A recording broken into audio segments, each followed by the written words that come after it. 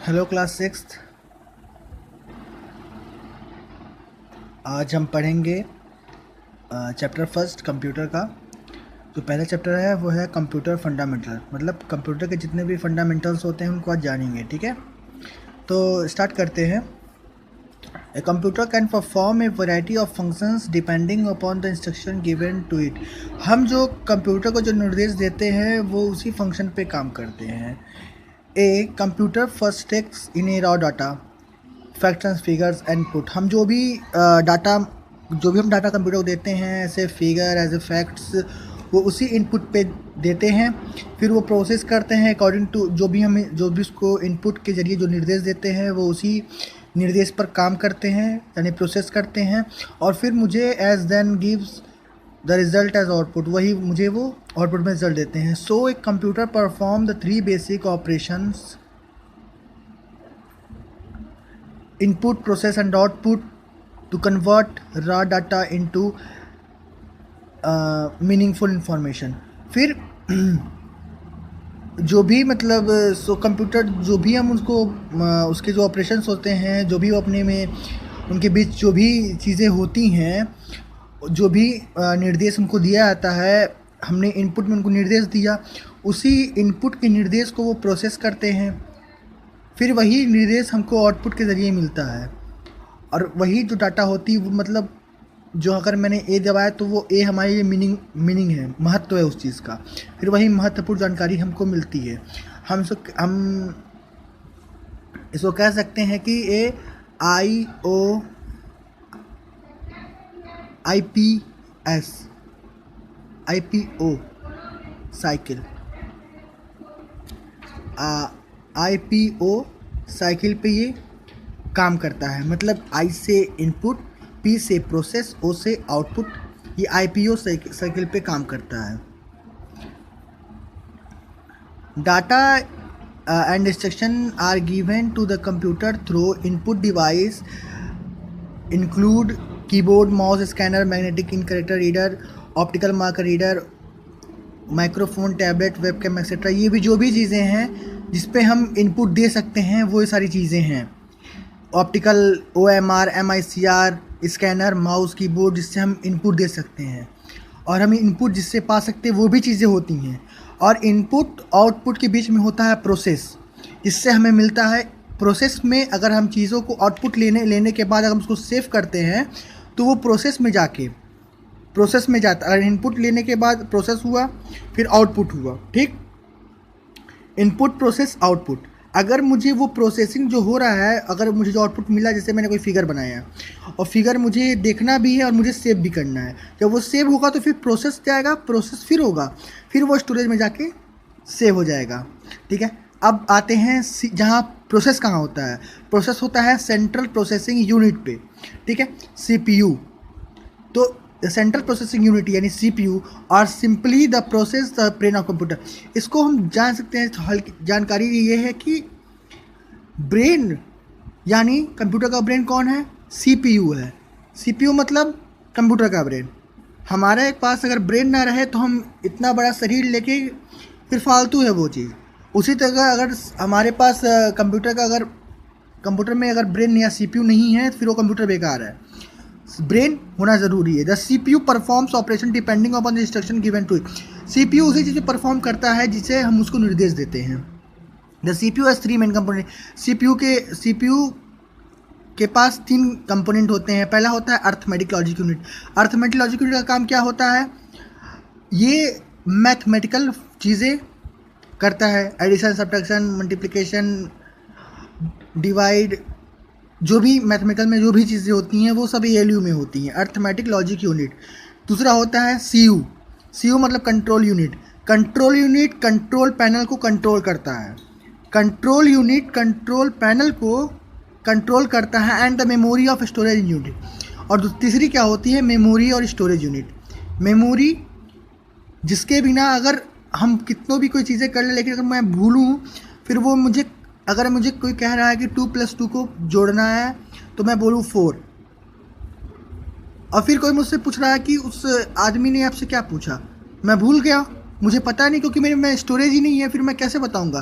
तो ये स्टोरेज भी होना ज़रूरी है, क्योंकि अगर मुझसे कोई पूछ रहा है कि आपसे अगले ने क्या पूछा, तो मैं बताऊंगा ना, उसने मुझसे पूछा कि 2+2 क्या होता है, तो फिर मैंने बोला 4 होते हैं। अगर भी मैं नहीं बता पाऊंगा तो फिर मैंने क्या बताया, मैंने क्या पूछा, मुझे पता ही नहीं रहेगा। इसीलिए मेमोरी भी होना ज़रूरी है, स्टोरेज की यूनिट ही होनी ज़रूरी है। इसलिए कंप्यूटर में तीसरे प्लेस पर जो जगह दी गई है मेमोरी को, वो भी सही है। मेमोरी और स्टोरेज यूनिट जो होती है वो तीसरी जगह होती है। अर्थमेटिक लॉजिक पे आते हैं। The ALU does all types of arithmetic operation with the example of the multiplication two numbers, the number of you given input the first and the memory of the CPU from the memory they are sent onto the ALU multiplication processing. The ALU perform the calculation and send the result back to the memory. ALU जो होता है वो arithmetical और operation के लिए होता है। जैसे मैंने बताया आपको कि ये प्लस माइनस इंटू डिवाइड के लिए होता है, और इसमें हम दो नंबर का अगर मल्टीप्लिकेशन करते हैं तो जो नंबर होगा, पहला नंबर जो होगा वो मेमोरी में जाएगा, फिर CPU उस मेमोरी पे प्रोसेस करेगा, यानी मल्टीप्लिकेशन करेगा ALU पे जाके। फिर जो नंबर आएगा वो मुझे रिजल्ट के तौर पे मुझे देगा, और एक तरफ वो नंबर को सेव करेगा कि बाई चांस मैंने उसकी हिस्ट्री चेक करी तो मुझे पता चलेगा ना कि मैंने फिर क्या काम किया था। तो ये चीज़ जो होता है वो ALU में होता है। और अब आते हैं CU पे, कंट्रोल यूनिट। कंट्रोल यूनिट देख लेते हैं, CU ALU के बीच मेमोरी, ठीक है। The CU is the most important part of CPU. It is manage the control actives of all other units. मैंने बताया था अभी आपको कि CU जो होता है, कंट्रोल यूनिट होता है, वो कंट्रोल पैनल को कंट्रोल करता है, बस इतना जानिए। The CU gets data instruction from the memory. CU जो होता है डाटा के जो इंस्ट्रक्शन देते हैं उसको भी कंट्रोल करता है। मतलब ये हर तरीके के जो भी उसमें काम होते हैं, उसमें अगर कोई भी काम हो रहा है कंप्यूटर में, CPU के ज़रिए कोई भी काम हो रहा है, स्टोरेज से लेके उसके एक एक डिवाइस तक CU का एक बहुत बड़ा रोल होता है। मेमोरी एंड स्टोरेज यूनिट, ये the unit temporarily stores data the instruction that are used to processing. ये जो यूनिट होती है, इकाई होती है, वो टेम्परली स्टोरेज डाटा होती है जो कि निर्देशों को सेव करता है और उसी पे प्रोसेस करता है। जैसे हमारे फ़ोन का, मान लीजिए आपके पास फ़ोन होगा, एग्जांपल दे रहा हूँ, समझिएगा इस चीज़ को कि एग्जांपल इस तरह का है कि अगर हमारे पास फ़ोन है, फ़ोन में एक होता है रैम, एक होता है रोम। तो रैम जो होता है उसमें हम क्या करते हैं, आपके फ़ोन में 2 GB RAM, 4 GB RAM, 6 GB RAM, 8 GB RAM होता है।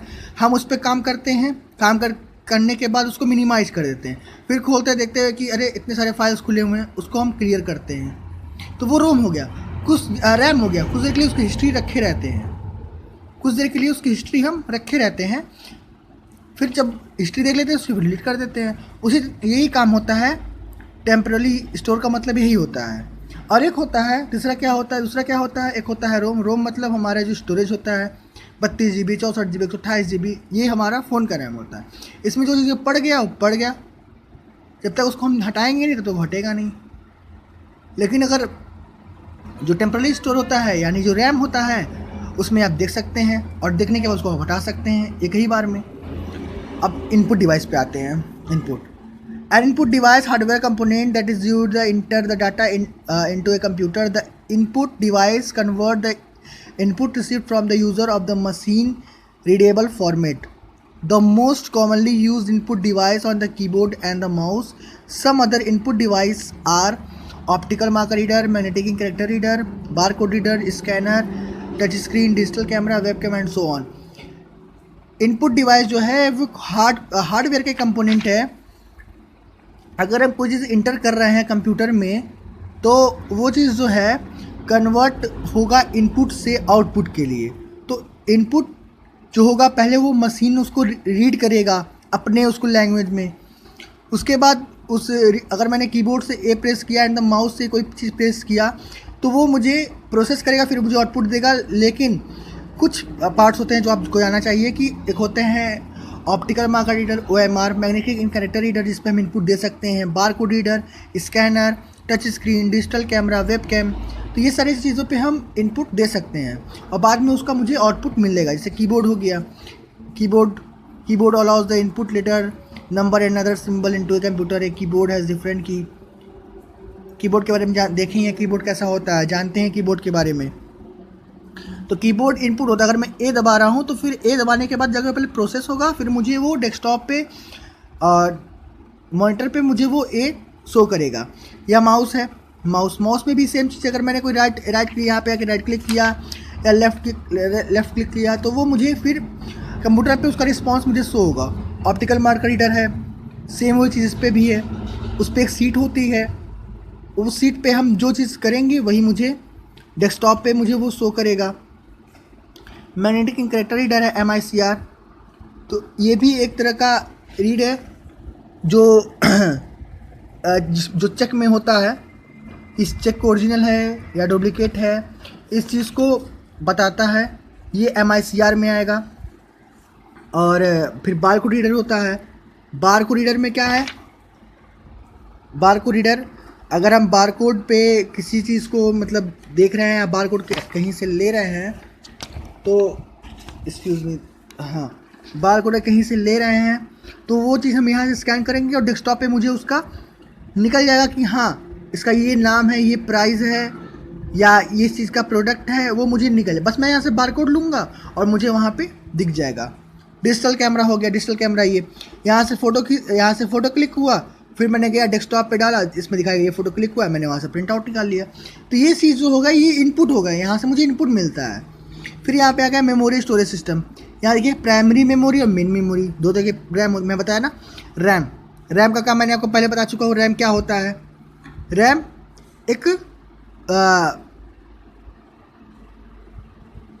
रैम जो है, RAM is the place of the computer where data instruction the current are the kept. RAM consist the, RAM जो होता है वो टेम्पररी मेमोरी होती है और जो रोम जो होता है वो मेन मेमोरी है।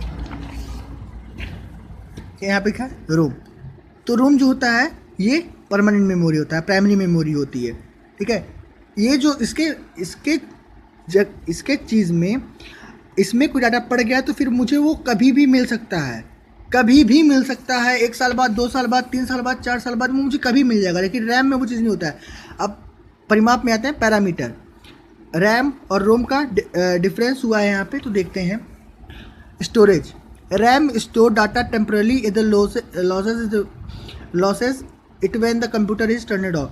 रैम जो होता है उसका जो स्टोर होगा वो टेम्परली होता है, कुछ देर के लिए होता है। अगर फ़ोन के कंप्यूटर जो होता है अगर टर्न ऑफ हो गया तो फिर वो उस मेमोरी को खो देंगे। रोम क्या होता है, ROM store data permanently and does not lose it even when the computer is turn off. ROM जो होता है वो अपने स्टोर को परमानेंटली रखता है और इससे कोई दिक्कत नहीं है कि आप कंप्यूटर को टर्न ऑफ कर दें या कुछ। और सेकंड है nature, it's known as the volatile memory. ये जिसको जो कहते हैं वोलेटाइल मेमोरी कहते हैं, ठीक है, जो कि इसको हम इस मेमोरी को हम निकाल नहीं सकते हैं। रैम को हम कभी ख़त्म नहीं कर सकते हैं उसको। मतलब अगर 2 GB रैम अगर मेरे कंप्यूटर में अगर 2 GB या 4 GB लग रहा है या 256 MB ही लग रहा है तो हम उसको निकाल के यहाँ पे 10 GB या 15 GB नहीं कर सकते हैं। लेकिन रोम को हम कर सकते हैं। It was a non volatile memory, इसको हम निकाल के बढ़ा कम कर सकते हैं। It use the CPU either read data from the right data on it. इसको CPU में रखना है, इसमें डाटा को रीड करना है। It is why CPU only, इसको रीड कर सकते हैं, बस पढ़ सकते हैं। रोम को खाली रीड ओनली मेमोरी, इसका नाम ही है रीड ओनली मेमोरी, इसको बस पढ़ सकते हैं। और इसमें क्या है, रैंडम एक्सेस मेमोरी, इसमें डाटा को रीड भी कर सकते हैं, डाटा को रख भी सकते हैं और CPU में रखना है इसको। अब आगे से यहाँ पे सेकेंडरी मेमोरी। सेकेंडरी मेमोरी में क्या है, हार्ड डिस्क है, CD है, USB फ्लैश ड्राइव है, DVD है। इसमें काफ़ी सारे चीज़ हैं,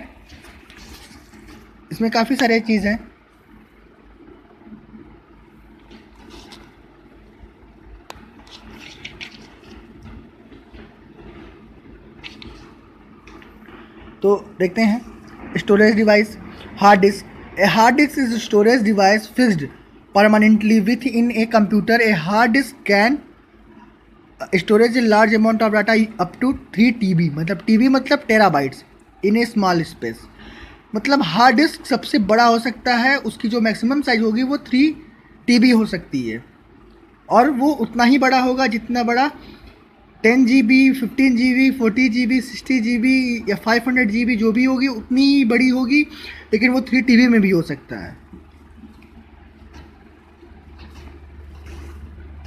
अब आते हैं यहाँ पे CD रोम मतलब compact disc read only memory is a small disc on which around 700 MB of data can be stored. CD are the 2 types. तो CD होता है वो अपने अंदर वो 700 MB डाटा को, मतलब मेगा डाटा को रख सकता है। और CD टाइप के 2 टाइप होते हैं, एक CDR होता है कॉम्पैक्ट डिस्क रिकॉर्डेबल, एक होता है कॉम्पैक्ट डिस्क रीराइटेबल। इसमें रिकॉर्डेबल में हम रिकॉर्ड कर सकते हैं, और रिटाइडेबल में इसमें ओल्ड डाटा को रीसेट करके इसमें न्यू डाटा को आप रख सकते हैं। तो DVD का क्या काम है? DVD क्या होता है? CD की तरह होता है, लेकिन इसकी जो स्टोरेज होती है वो उससे ज़्यादा होती है, मतलब अप टू 5 GB मान लीजिए, 5 GB इसकी स्टोरेज होती है। और इसके भी 2 टाइप के होते हैं, एक होता है DVD-R, एक होता है DVD-RW। ठीक है, इस DVD-R में भी वही चीज़ होती है कि सिर्फ हम रीड कर सकते हैं उस चीज़ को, और DVD-RW में होता है उसमें ओल्ड डाटा को आप रीसेट करके उसमें आप न्यू डाटा को डाल सकते हो और बाद में उसको फोन भी कर सकते हैं। USB फ्लैश ड्राइव क्या है? USB flash drive also pen drive, जैसे पेन ड्राइव देखा है आपने, सेम वही चीज़ है। ये 4 GB 2 GB 4 GB 8 GB 16 GB 32 GB ये होते हैं इससे, और ये 512 GB तक आपको मिलेंगे। मेमोरी कार्ड आप जानते ही हैं, इसमें आप स्टोरेज रख सकते हैं जो आप फ़ोन में लगता है मेमोरी कार्ड।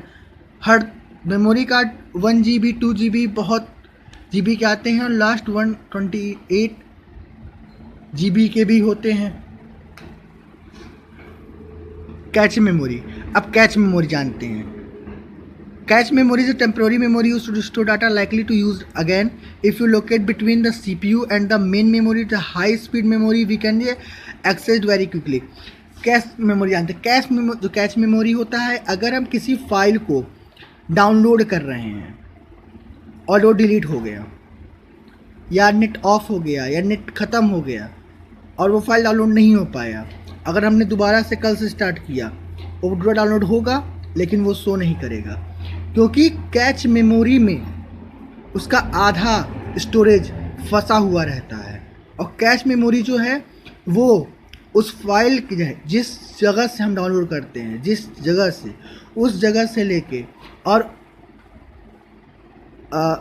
उस जगह से लेके और उसके सीपीयू के स्टोरेज तक एक कैच मेमोरी बना होता है। अगर कैच मेमोरी को क्लियर कर दिया जाए, वापस से उसी को डाउनलोड किया जाए, वो डाउनलोड हो जाएगा। जब भी कोई चीज़ को नया डाउनलोड करना रहे या नया स्टोरेज करना रहे, तो पहले कैच मेमोरी को क्लियर करना चाहिए। अगर नहीं क्लियर होगा तो फिर ये हाई स्पीड प्रॉब्लम आप में आती रहेगी। दिखाएगा तो डाउनलोड हो रहा है, लेकिन होगा नहीं वो। अब आते हैं आउटपुट डिवाइस पे। आउटपुट डिवाइस में आपको पता है, आउटपुट डिवाइस वही होगा जो इनपुट होगा, फिर प्रोसेसिंग करेगा, फिर मुझे आउटपुट देगा। तो उसमें क्या कहेंगे, आउटपुट मुझे कहाँ कहाँ दे सकता है? पहला तो अगर मैंने ये टाइप किया है तो मुझे मॉनिटर पे डिस्प्ले करेगा। अगर मैंने कोई फ़ोटो डाली है तो वो मुझे प्रिंटर के द्वारा निकलेगा। अगर मैं गाना सुन रहा हूँ तो मुझे स्पीकर से निकलेगा। अगर मैं कोई चीज़ देख रहा हूँ मूवी और मुझे फैमिली के साथ दिखानी है तो मुझे कहाँ दिखेगा? प्रोजेक्टर पर दिखेगा। ऐसे बहुत सारे होते हैं। विजुअल डिस्प्ले यूनिट, हाँ बहुत ही अच्छा चीज़ दिया है। Visual display unit are also called computer monitor. Display the result of the process. The display can be the form of the both text and image. The information displayed on a monitor is known as the soft copy. So computer monitors are available the various size and type. Visual display system जो होता है ये एक तरह का display है जिसपे हम टेक्स्ट और इमेज दोनों का काम कर सकते हैं। और ये कंप्यूटर मॉनिटर में भी आता है, इसकी एक अलग की इसकी कैटेगरी होती है जो एक अलग के फंक्शन से ही आता है। प्रिंटर, प्रिंटर तो आपने जानते हैं प्रिंटर क्या होता है। अगर कोई चीज़ मैं देख रहा हूँ तो प्रिंटर के द्वारा मुझे प्रिंट किया हुआ हार्ड कॉपी मिल सकता है। इम्पैक्ट प्रिंटर, इम्पैक्ट प्रिंटर वो होता है this printer the print the strike the ink ribbon give us the impression the sheet of paper. A dot matrix printer is the example of impact printer. Dot matrix printer is used dot from the image. Impact printer वो जो actual जो figure दिख रहा है मुझे, actual जो चीज़ दिख रही है मुझे, वो प्रिंटर से जो प्रिंट निकल जाए उसे इम्पैक्ट प्रिंटर कहते हैं। नॉन इम्पैक्ट प्रिंटर में वो आएगा जो रेंडमली हम कुछ भी निकाल सकते हैं। अगर वो कलरफुल में है तो मैं बिल्कुल प्लेन निकालना हो तो वो नॉन इम्पैक्ट प्रिंटर हो गया।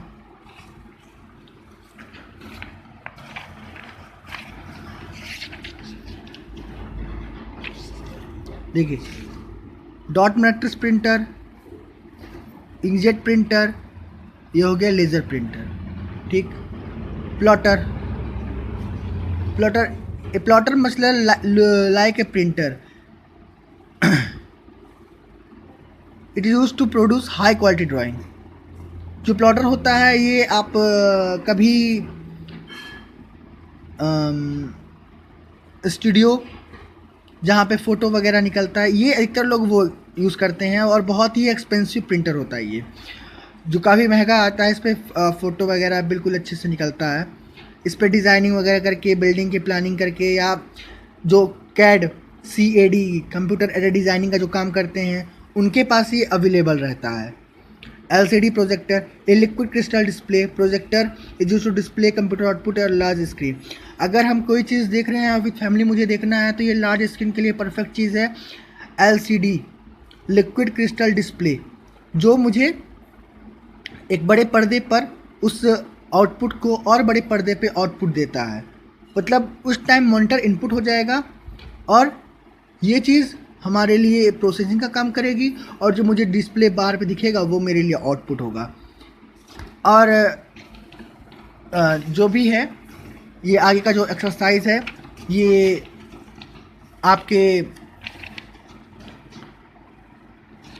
ऋषिकुल विद्यापीठ के नाम से प्ले स्टोर पे एक ऐप होगा, वहाँ पे जाएंगे आप, उसको इंस्टॉल करेंगे।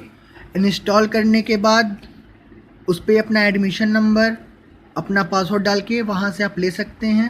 अगर आपके पास एडमिशन नंबर या पासवर्ड नहीं है तो अपने स्कूल पे संपर्क करके वहाँ पे बात करें, कंसल्ट करें अपने प्रिंसिपल से, वहाँ से अपना एडमिशन नंबर लें, अपना पासवर्ड लें और वहाँ पे लॉगिन करके अपना होमवर्क लें। और डिस्क्रिप्शन में हमारा लिंक है, अगर आपके पास ऐप नहीं है तो डिस्क्रिप्शन में हमारा लिंक है, वहाँ पे जाके डाउनलोड करें। Thank you.